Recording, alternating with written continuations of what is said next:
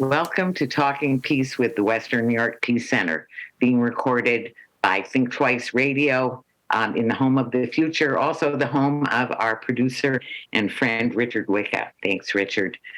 And also thanks to our friends at WBNY, Buff State's original alternative radio station out of Buff State, now Buff State University. Congratulations.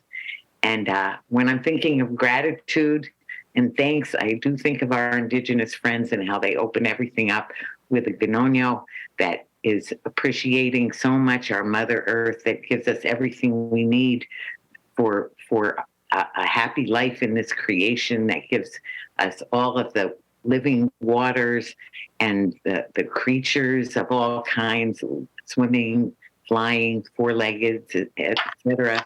All the wonderful plants, medicinal and nutritional, and the trees and the air and the winds and the thunder beings.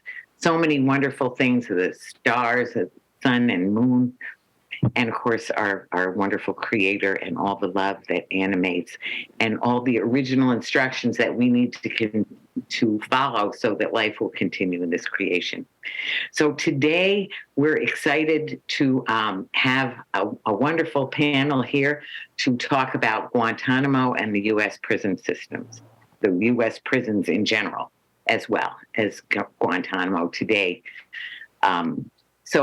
I would just go around and I would say, we'll start with, well, first of all, our own Martin Gugino, who is known well in Buffalo as an activist and community servant, really, and also, I would say, a star when you've had millions and millions, and I mean, more than 80-some million people watching your video of being put when you were pushed over. So, Martin, welcome. Thank you very much. Yeah, that was a pretty exciting day, I'll say that. It was, well, that's one way of putting it. Anyway, thanks so much for coming, Martin. And then we also have Sherrill Hogen is here. And actually, I say here, but she's actually in D.C. So Sherrill is from Western Mass and is with Witness Against Torture, and has been protesting and fasting and protesting about Guantanamo. Thanks for coming, Sherrill. Thank you for having us.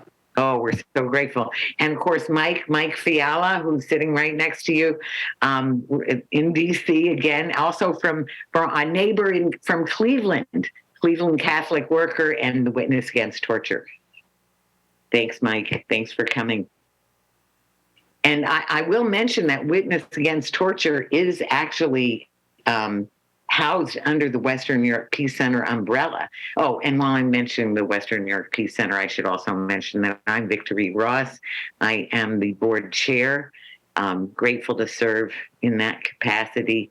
And Deidre Email, our executive director, wasn't able to join us for this particular version of Talking Peace.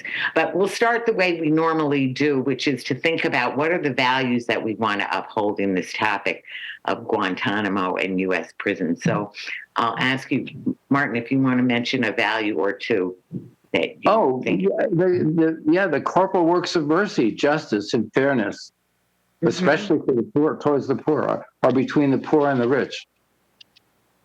Yeah. Right. Very big. Those are so critical. I'm thinking of Dr. King so much, and that is also straight out of his book, too. So thanks, Martin. And Sherrill? You want me to name a value? I'm sorry? You want me to name a value? Yeah, a value or two, that you think of in this connection, that you want us to think of in this topic. Well, respect for all human beings, and the grace that they should be released from Guantanamo this year. Right. Well, thank you. Yes, absolutely. That respect for reverence for life, really. Mm-hmm. Thank you. Yeah, respect for all living beings. And Mike? Yes, I'd like to raise up the value of humanity. I'm sorry? I'd like to raise up the value of humanity.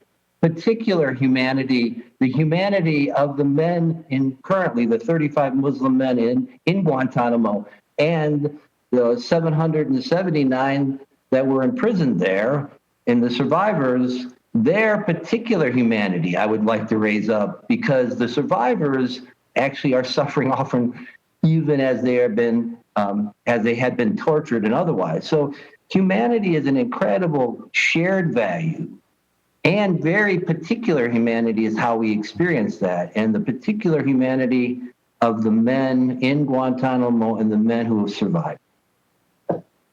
Absolutely. Well, thank you so much for that. That's our topic of today. And of course, today it's 21 years, January 11th, 21 years. Is that since the creation of Guantanamo or the arrival of the first prisoners? When the arrival of the first prisoners. Mm-hmm. Right. And how many years is it since Obama said that he was going to close it? That was 2008. What is it? Well, his 8 years and 2 more, 10 years maybe. Mm-hmm. Right. No, it would be 8, and wouldn't it have been from? It was his very beginning, so it would be 1. Sure. From. Yeah, it'd be more like is it 14? I think it's 14. Oh no, we're only halfway through. We're only halfway through Biden's first term. Right. Oh, right. You're so right. Yeah. Well, anyway, so maybe if you want to go, I think we could just do it as a go round for you all to update us. And already some of what you said, Mike, was really about updating it. But just for people who don't know, sort of what is Guantanamo and what is the current, sort of a little about the history and the situation. Maybe Martin, we'll start with you, and you can each add in, sort of some more. Well, yeah, Guantanamo was chosen in Cuba because we had a base there, and it was thought to be close enough to get to and beyond the reach of the Constitution. How they could imagine it was beyond the reach of the Constitution, I don't know. But I mean, they must think it's a pirate cove or something.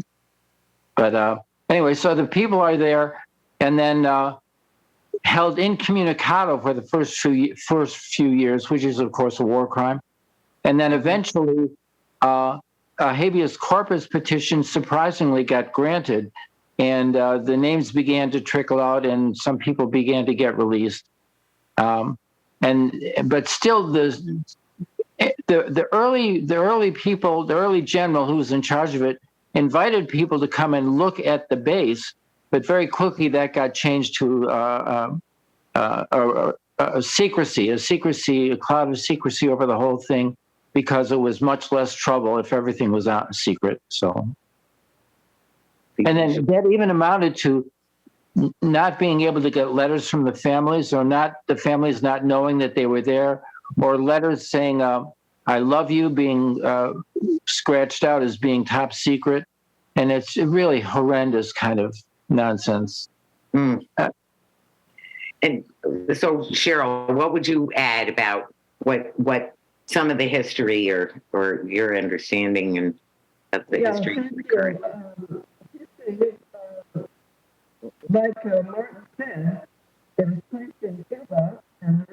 I'm sorry, we're having a little trouble with the audio. Okay, can you hear me now? Yes, very good. It was, as Martin said, it was put in Cuba because that was supposedly not U.S. territory, even though it's on a U.S. base, so that the U.S. laws would not have to apply. That was, and just like that, the language that's been used has been creating a narrative that is really a false narrative all the way along. Calling, for example, these men that were brought there, calling them enemy combatants, a brand new term, didn't exist in the world before we invented it, in order not to call them, prisoners of war. Don't want to call them prisoners of war because then, heaven forbid, international law would apply and we'd have to treat them in a certain way. But if they're enemy combatants, then they're really nobody that anybody has any jurisdiction over. except maybe the U.S. generals. So that's one thing. And there were a total of 779 men there over all of the duration of Guantanamo. 35 are still there. And so people might think, oh, well, it's only 35 men left, so what's the big deal? For these 35 men, it's an issue of life or death. Right. It's a big deal. And what we tend to forget is that these are human beings that we have locked up. Well, some people actually don't see Muslims as human beings. This is where Islamophobia comes in. And really, Guantanamo is a manifestation of the United States' attitude toward Muslims and Islam, which is a whole long topic I could talk about for the next half hour. But the point is that these men are still suffering, and they're suffering a lot. And the reason we have to close this horrible place is because of the suffering we are perpetrating on these 35 men, and of course, all of their families and loved ones. Right. And Mike?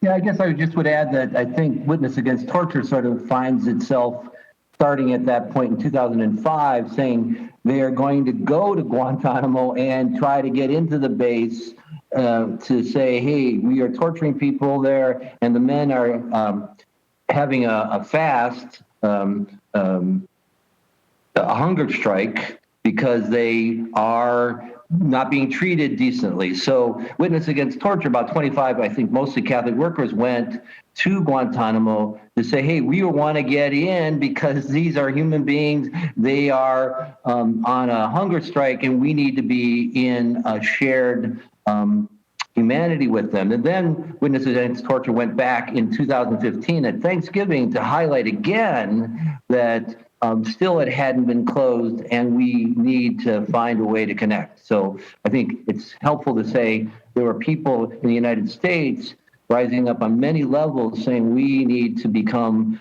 deeply connected to this gross injustice, and that the men there know.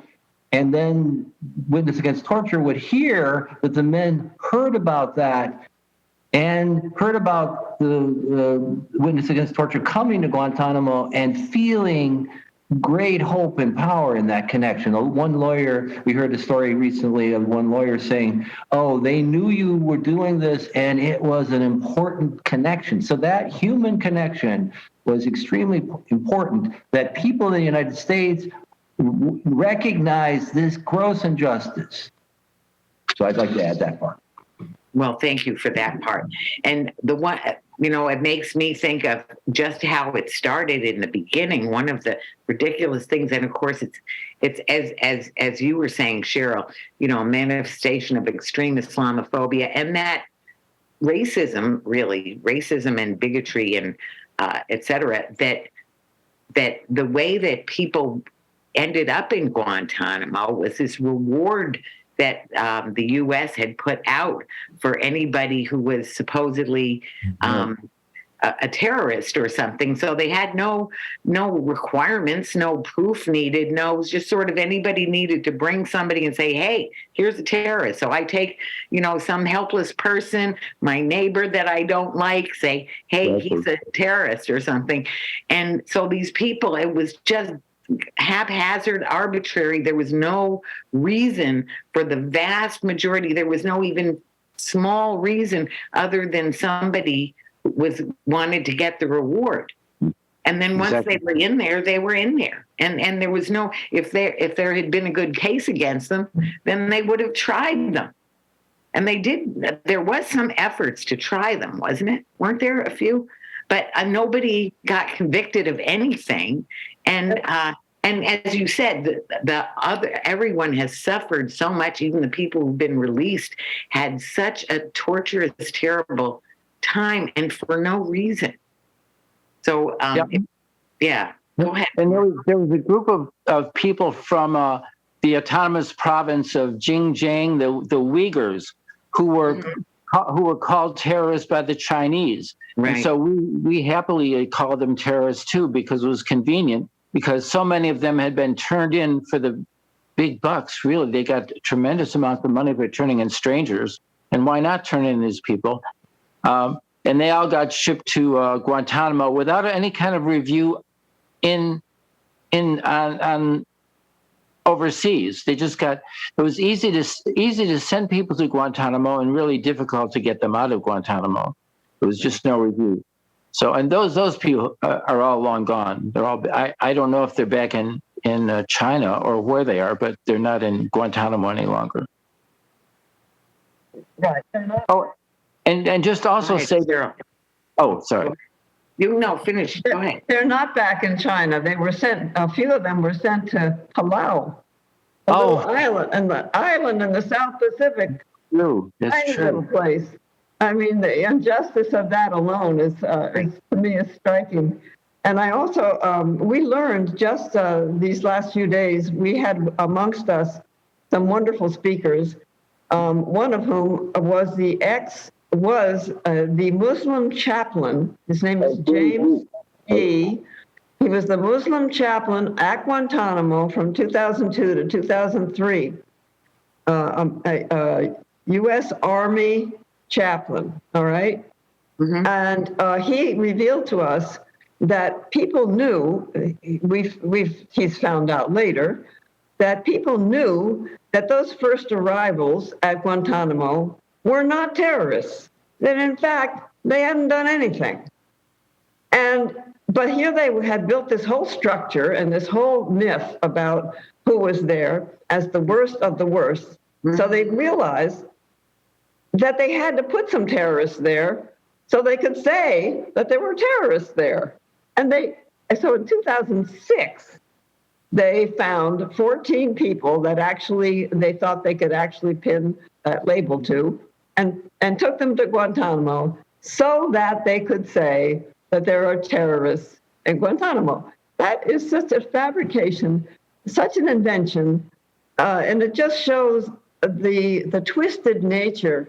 I think when people make up their minds that they want to do something to harm someone else, and they have the power of the U.S. military behind them, they do whatever they want, and it's cruel, and it's almost beyond belief that they would go to that length. I found that a very important information for me.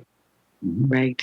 I guess I would add too, in a different vein, the incredible power of the men in Guantanamo who have survived their humanity, and they're not victims.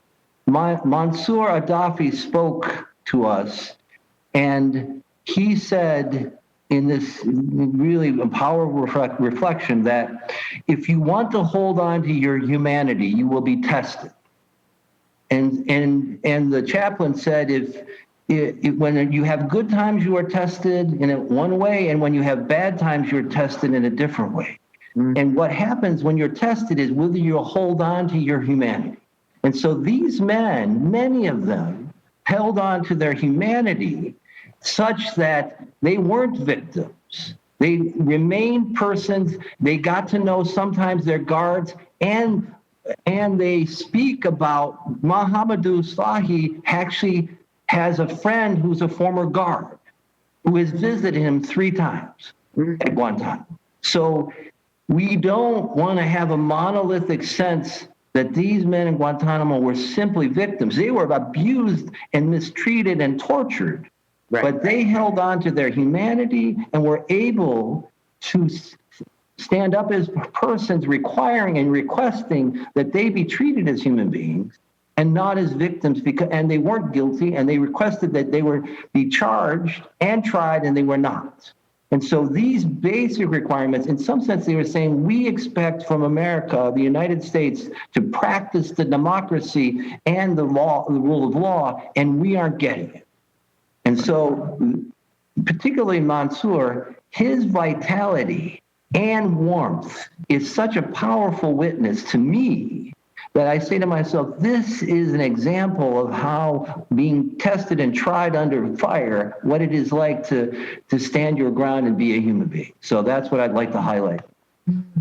That is a wonderful, wonderful point. And it makes me think we actually in Buffalo had, when we had Subversive Theater, which is right now, I think, in dormancy at the moment, but a couple of plays. One was a play, and one was just the reading from the letters, reading from the poems. So incredibly moving, as you say, the richness, the beauty of these people's character and nobility as they deal with the trials and tribulations of this horrendous injustice is just so astounding. And I think, the idea that I want to bring out, when we were talking about different values, so truth and love is usually that's my go-to one. I always think of that. So this is the truth of Guantanamo, not the PR or what they try to put out. And the love that people exhibited that enabled them to survive all of that. But the other thing I want to bring out is the difference between the letter of the law and the spirit of the law. When these machinations that are done to create loopholes to allow for unjust activities, like, as you're saying, that supposedly, the U.S. Constitution doesn't apply. Well, of course, because of the Supremacy Clause, we know that all of our international agreements and treaties, et cetera, do apply with equal force. So in order to get away with that, as you said, that they started this new category, but it's just an effort to get out from under the rules, the rules regarding prisoners of war. Mm-hmm. And beside the fact that they were never prisoners of war anyway, really, not legitimately.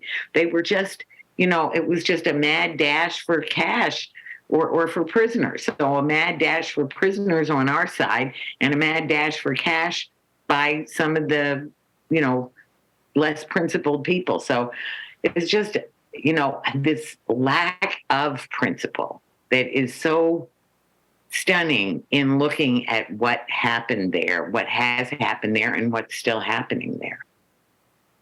And just on the topic of prisoners of war, they don't even want to call them prisoners. They're just detaining them. We're just holding these people temporarily for a couple of decades, which is absurd.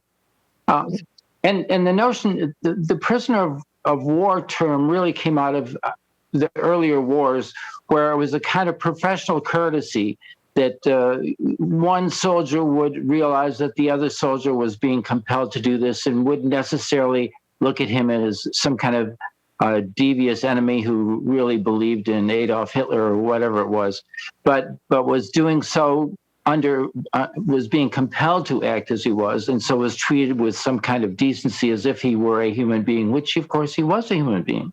Right. And so the desire was not to treat any of these so-called detainee prisoners as with any kind of professional courtesy, because they didn't have uniforms on, they didn't have a chain of command, they so-called.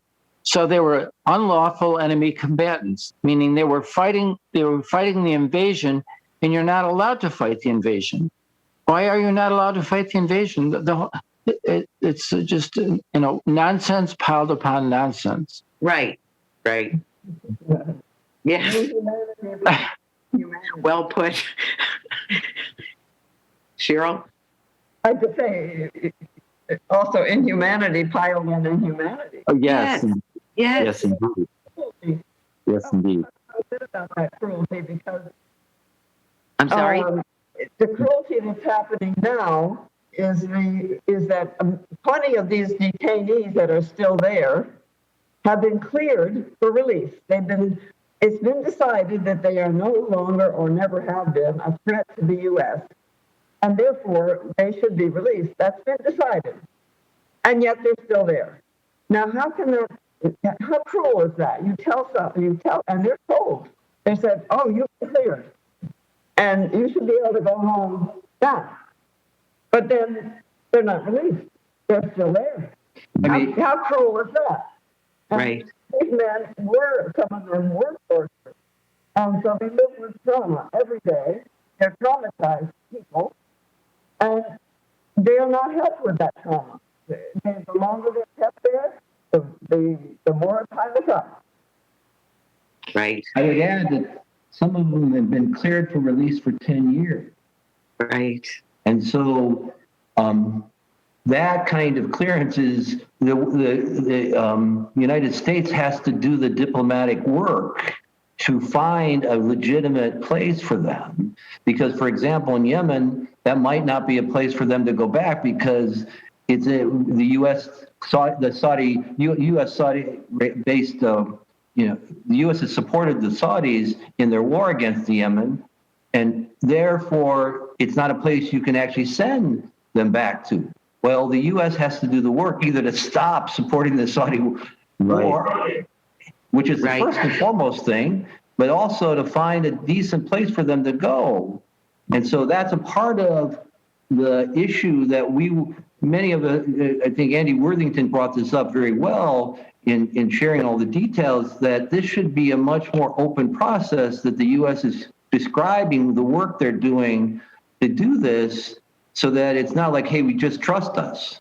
So this was another part of 20 men, actually one man who actually pleaded guilty, served his sentence and should be released, and they haven't released him. So the judicial, if it was an actual court of law, that person, the judge would say, you have to release that person because they've gone through these military commissions or tribunals or they pleaded guilty, but not in an official sense that allows the court to demand that they be released to a place. So these kind of details, well, it's hard to follow necessarily every case.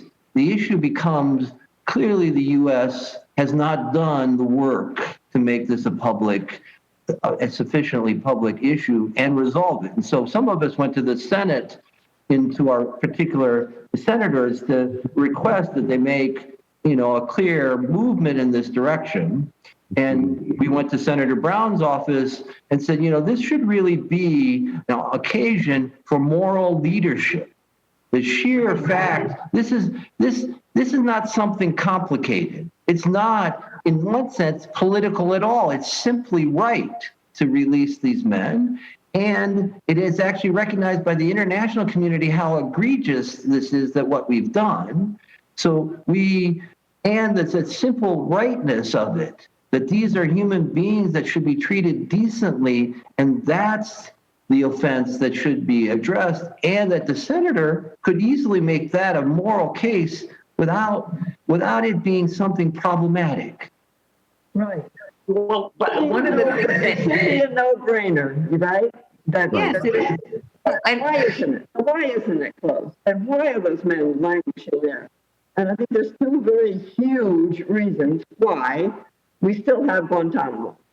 One is it actually represents U.S. foreign policy, which is an aggressive policy based on military might. Right. And another reason is based on U.S. domestic policy, which is based on Islamophobia. So that's why it's still open, because they don't really want to close it, because it's part of our system. It's part of our aggressive military system and our aggressive Islamophobic and racist system. And that's why it's still open. So I like to sort of look at two things here. One, I want to say one of the things that I've often thought, and that I think is something related to what you said, although slightly different, is that one of the reasons that they also haven't wanted to release people is because they've made them, the fear that they have made them dangerous by the huge injustices that they have experienced. It's that guilt and shame that sometimes happen. I think is one of the things about racism, is that the guilt and shame creates a projection of what the payback might be for your bad deeds. right? The blowback. So that would be another reason for being afraid, to let people out or to end the whole thing. But I want to move a little bit into as you said about the foreign and domestic policy, which is might is right, and the hypocrisy and the might is right versions of our U.S. prisons. So there's a lot going on in our U.S. prisons right now. Who gets incarcerated? And for what sort of crime or alleged crime, and for how long and under what conditions. So if they're well-off people or they have a white-collar crime or something, then they might, if they ever got incarcerated, which are highly unlikely to do because they've got the protections of the corporation or whatever excuses, that make the white collar crime, that half of the criminal activity is already okayed by the structure that makes immoral things legal through loopholes and fancy footwork. And or even if they are incarcerated for something, they're going to be in some gentrified prison, minimum security prison, versus the real torture that people go through with solitary, and which is cruel and unusual punishment. All the heinous, terrible things in the U.S. prison system, the racism that is rife in the system, the racism, the classism that is just chock full in the system. Oh, well, Laquan McDonald was killed in Chicago, and the policeman who killed him was given 7 years in jail, but he's out already. 3 years out, he's out. Mm-hmm.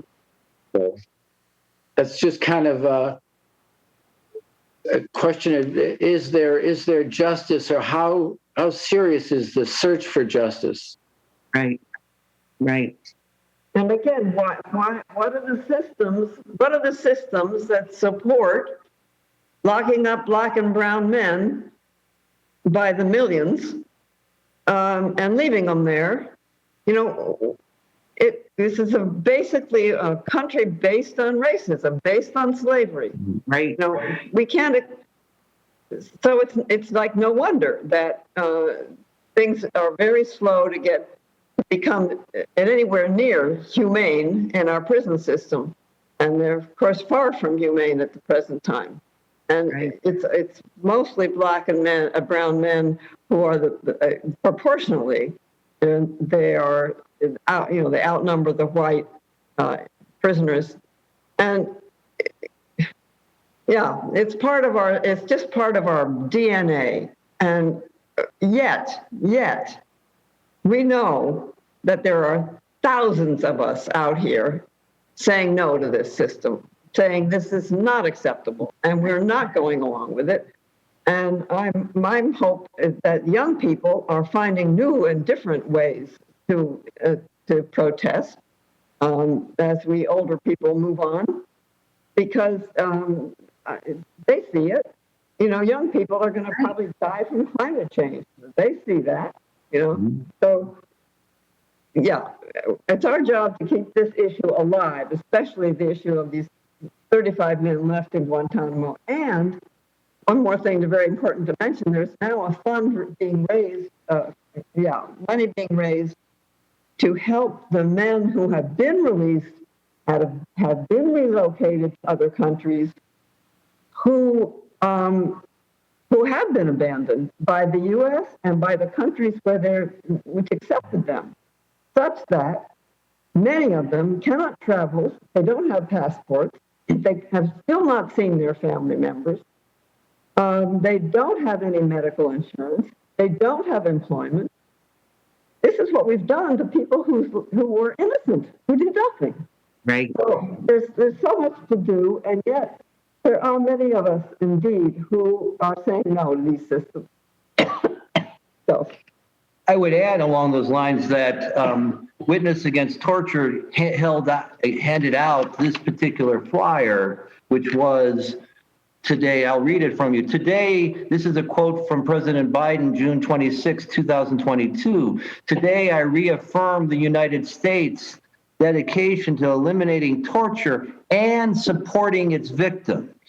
And so our subtext is, we can't wait on Biden to help Guantanamo survivors to rebuild their lives. Donate to Guantanamo Survivors Fund on the 21st anniversary of the prison's operation, because our president, it would be great for him to actually act on supporting its victims, the ones we have tortured particularly, and that there's a need to fund that need to address the multiple layers of those who have been tortured to receive funds, help. I would also add that about the court system, and my experience with municipal court systems is that the working poor find incredible amounts of money to fund local governments, and that this is an issue that Watt sort of recognized years ago. In 2015, one of the main things was state violence from Ferguson to Guantanamo, meaning that what started in part was that Ferguson had this whole municipal court system that was extracting money from the working poor, and they were always stopping people to do for whatever cause. And so those lower level violences of extracting money in municipal courts becomes insidious and really sick system that leads to incarceration and then other things and fines and then serious conflicts where people are shot and killed. So we have a pretty unhealthy system about how we run our government. So we try to extract it from the working poor rather than actually have an equitable tax system. And that's how deeply structured the state violence is from the level of taking money from the working poor. Well, I need to mention that we in Buffalo are no strangers to that. And in fact, we have our own fair fines. Well, our secret name was Fair Fines, No Fees, but Fair Fines and Fees Coalition, which succeeded in getting once when the traffic tickets and parking tickets were moved to the city, they started to really lay in to the black and brown communities with the checkpoints and all kinds of tickets and back on the backs. And in fact, for a while they were even doing cameras. Well, we have managed to get all those things taken down and taken away. Not that there isn't all kinds of problems. We still have huge movement in that direction where the oppression of the state and the amount of state violence and oppression of the black and brown communities and poorer communities and indigenous communities for that matter is just horrendous. But I do want to mention that, as I started to say in the beginning, the Western New York Peace Center, we are proud to be the fiscal agent, actually, the 501c3 fiscal agent for Witness Against Torture, which I don't know if you even knew that before getting on this call. But we were honored to be asked. We were very happy to do it. It took a while before it actually happened. We're getting the paperwork through, but it has gone through. So if people wanted to go to WNYPeace.org, our website, WNYPeace.org, and make a donation and make a note, in the memo section that it is for Witness Against Torture, for what, or for the Guantanamo Survivors Fund or anything. Or the Survivors Fund, too. Yeah, that's what I'm saying. So it would go, I don't know if those are two different funds, but I just know that, if it's earmarked that, we will send it to you all and you all could figure out. And I think, I don't know, how you all would do it, but just people can make the memo, put it in the memo that it is for what or for Guantanamo survivors. And we'd be happy to get it over there to you all. So So Well, that's all. The Survivors Fund is also on the website, and it's actually moving along pretty well. They've collected quite a bit of money for the survivors already. You may know that. but do you think that's the same one as, I mean, is that going through the Oh, I mean, what's the 503 Western deal for? New York Peace Center or not? I don't know. So I don't know. So people could do it either one of those ways then. So you could go to witnessagainsttorture.org, witnessagainsttorture.org, or to WNYPs.org and just make a donation and then just mark it, you know, in the memo of whether you want it, how you want it to go. You know, whether to the Survivors Fund or to Witness Against Torture. And I'm sure that if you had enough money that's given to Witness Against Torture, I mean, the people would be putting it in the Survivors Fund. Because I don't think, do you have any employees at this point? No. We're all volunteers. Yeah. But to actually be able to be located in DC takes some expenses that are sometimes surprisingly high. Right. So the expenses are minimal. Yeah. You know, Well, yeah, some, but yes. right. Or, you know, the volunteerism is big. Yeah. Yeah. But like the Friend's house is expensive. That's right. Relatively speaking, inexpensive, but expensive. Relatively. So but you do have a bed instead of sleeping on the pews, right? That's Yeah. right. This has Or been if you have going on. I think we need to say this too. This has been going on really since the beginning, since very. 2008 is when I think they started coming. But there were 2005 was the trip out there to Guantanamo in 2007 was the first time in DC and the anniversary of right. the opening. Right. Yeah, it's a very, and I want to mention to people, by the way, that you all fasted, vigiled, etc. for the past couple of days, fasted for 3 days and really 5 days, 5 days. Oh my God, 5 days. I didn't know it was that long. That's, yeah. You did drink water though, I hope, right? Yes, good, because that makes all the difference. Otherwise, you're talking, water is life. That's all we know. But it just seems so clear, you know, as you've been speaking, I've been doing some research, especially for our next show, and all of these are going to be aired on WBNY on Reverend Dr. King's commemoration day, I guess I'll call it. You know, because it's not his actual birthday. It's the day after his birthday. But all the things, you know, I've been hearing and reading about, you know, his quotes, you know, he talks about moral principles, a moral formation that really, that is not something that comes up that much in our regular, the word about morality, people are not, you know, using it very much.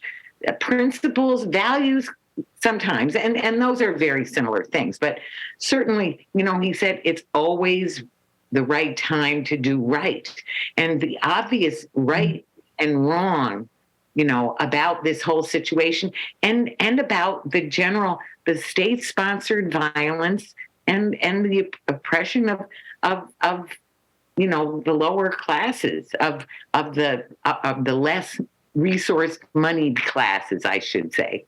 You know, is just so clear the changes that we need. And, you know, I mean, this is an example where it's just as plain as it could be what the right thing to do is. Well, I think I would add in that context that certainly Dr. Martin Luther King believed in the beloved community, the ideal that we would have this shared humanity and communion and connection. And that's why he grieved and said, my own country is the greatest purveyor of violence in the world. So he grieved that as he had the vision of the beloved community, which is where we look out for one another, take care of one another. This is the sort of, I think, the humanity issue of how the men in Guantanamo demonstrate that and are tested in their humanity.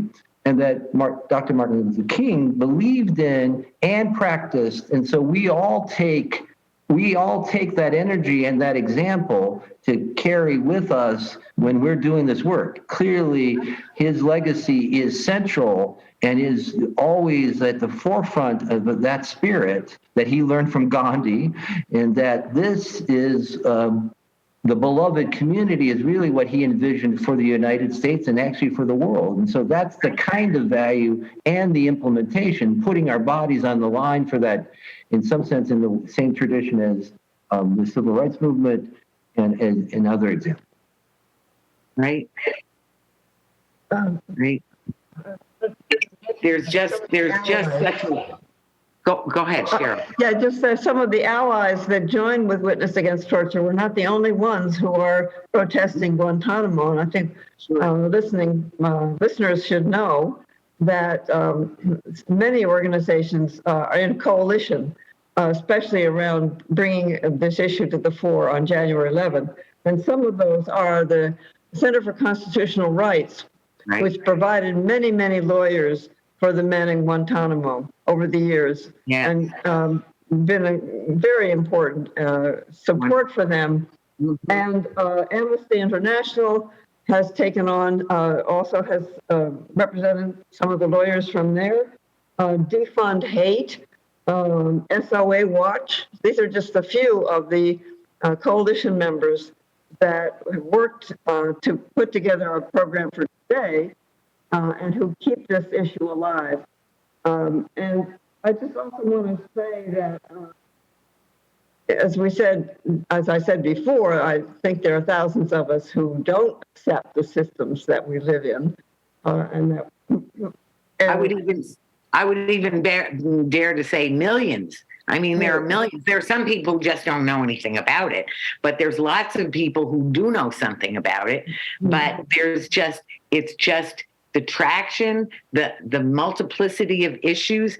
And, it's so hard when the greatest purveyor of violence in the world is our own country, continues to be our own country. There are so many issues that really making some progress on these triple evils, or now quadruple or quintuple, depending on how you're looking at them. With the new Poor People's Campaign, have added environmental degradation and national religious nationalism to the list, along with the racism or bigotry, the extreme materialism or oppression, and poverty, and the war machine. The war, the weapons, and all of that. There's just a lot, But I feel like, so many things have gotten worse, really, and so many things have a lot of awareness, though, has gotten better. So it seems like we're in a very, very intense time, and he talked again, Dr. King talked about revolution a lot, and revolution just means that turning to change, and, things are changing now, no matter what people think. Things are changing quickly, So if we can go around, we have a little over 5 minutes left. If we could just go around with sort of our suggestions or ideas of what people could do, what people can do to help with this. We've been touching on it about donating and things like that.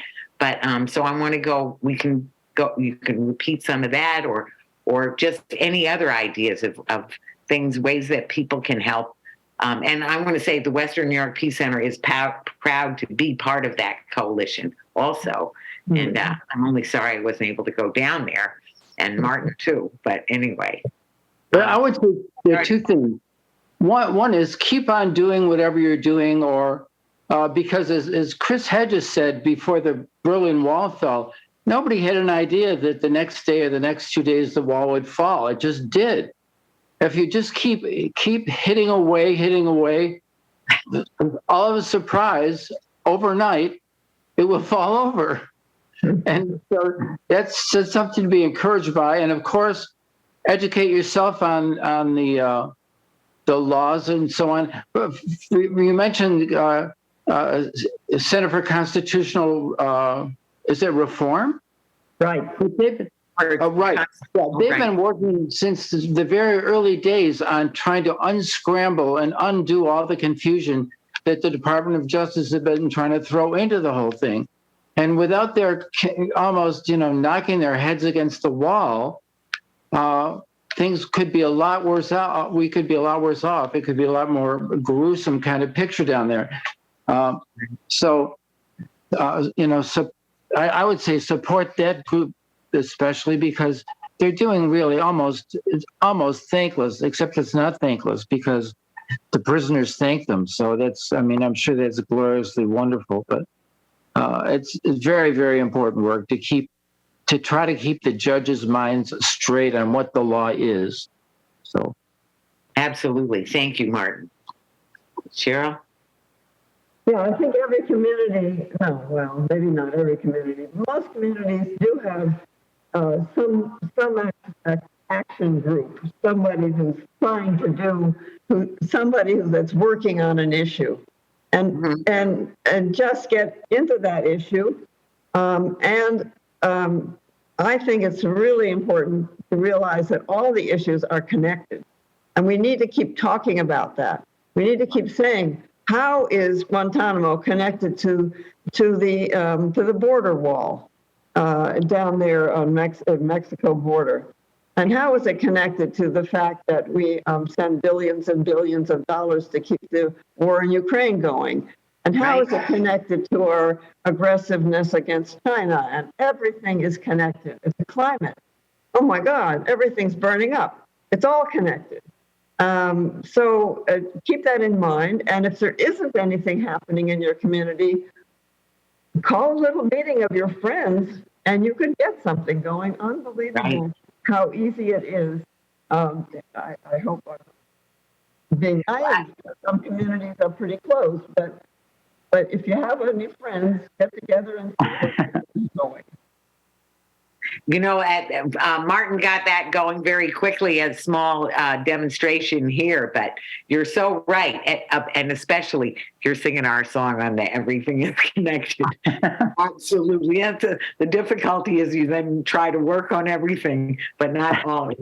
But anyway, so Mike, what would you? Yeah, right to the men in Guantanamo.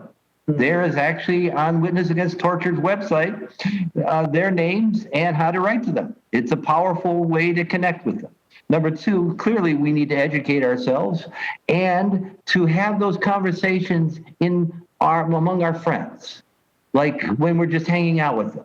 Like, why are you bringing this up? Well, it seems like an important question.